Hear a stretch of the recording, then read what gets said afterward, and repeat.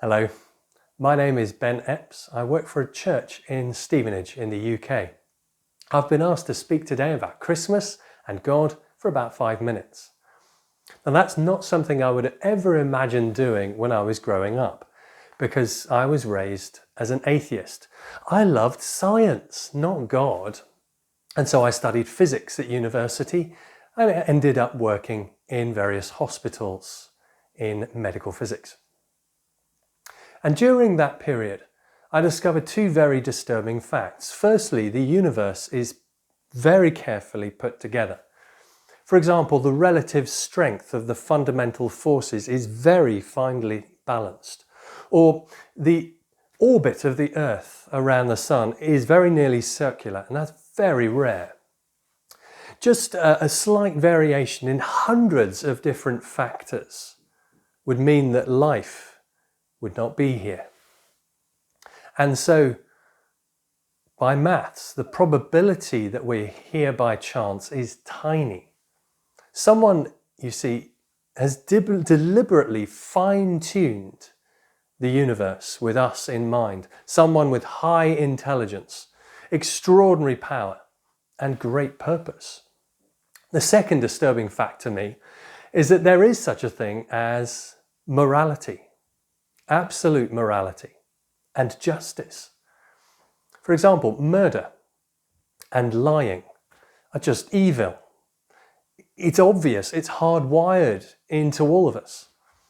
But you can't derive that in an atheistic world. Without God, we just make up our own rules. No one can say who is right or wrong, or indeed what justice is. So why do I believe in fixed ethics? Why do I think that good will win? It's bizarre, unless someone has left his imprint on us, someone with perfect morality.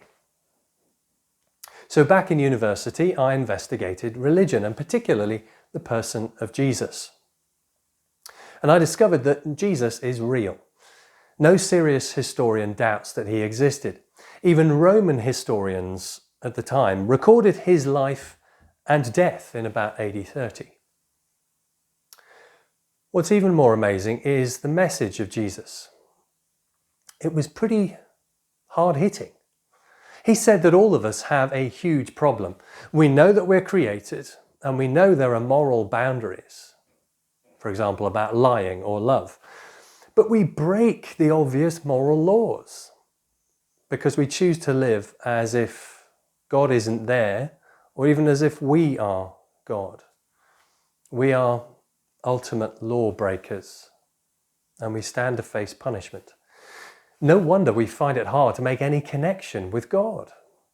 But God, our Maker, God the moral judge, has promised a king to rescue, a king who saves people who don't deserve it, a king nicknamed Messiah.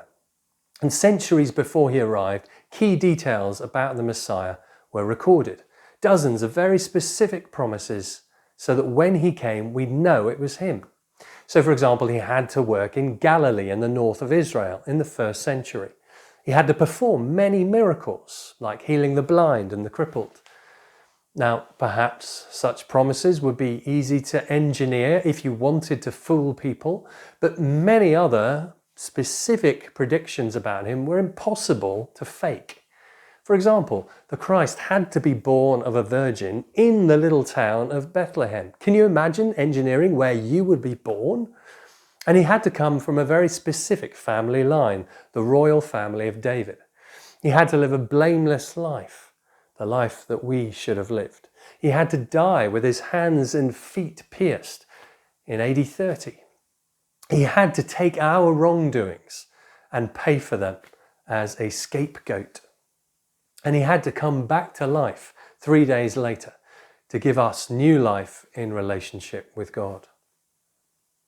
Now, after realizing how Jesus fitted the predictions perfectly, I had to investigate even more. And funnily enough, it was at a carol service that I first heard that Jesus isn't just history, nor just good news. He actually changes lives today. And he's changed my life, giving me more compassion and self-control and love. Now you might think that God wouldn't bother with someone like you. But Christmas is really good news, because the people who first heard about Jesus were people that no one else really bothered with. In Jewish culture, that was people like shepherds. And they were the first people to hear the good news of his birth. This is how Luke records it in his gospel. And there were shepherds living out in the fields nearby, keeping watch over their flocks at night. An angel of the Lord appeared to them, and the glory of the Lord shone around them, and they were terrified. But the angel said to them, "Do not be afraid. I bring you good news that will cause great joy for all the people. Today in the town of David," that's Bethlehem, "a Saviour has been born to you. He is the Messiah, the Lord. And this will be a sign to you. You will find a baby wrapped in cloths and lying in a manger," a feeding trough. And so they hurried off and found Mary and Joseph and the baby lying in the manger. And when they'd seen him, they spread the word of what they'd been told about him.